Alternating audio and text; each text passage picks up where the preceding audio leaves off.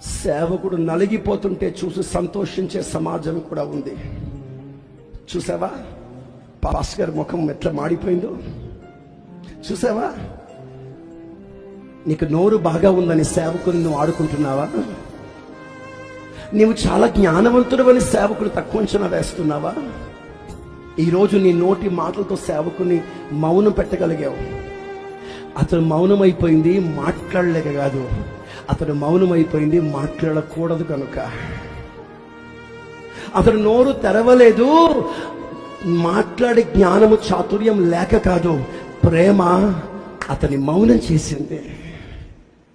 ప్రేమ అతన్ని పూర్తిగా నలిగిపోవడానికి ఇష్టపరిచింది. మీకు మాట చెప్పనా? ఇంత కాదండి, అవసరమైతే ప్రాణాలు పోగొట్టుకోవడానికి కూడా నలిగిపోవడానికి ఇష్టపడుతున్నాం. అది మా వంతు ధర్మం.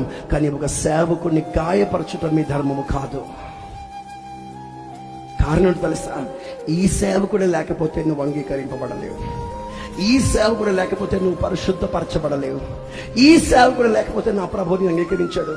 అందుకే ఈ రాత్రి దండం పెట్టి విశ్వాసులు అందరితో చెప్తున్న మాట ఇది: నీ సేవకుని కనపరచండి, నీ సేవకుని ప్రేమించండి, నీ సేవకునికి లోబడి ఉండండి.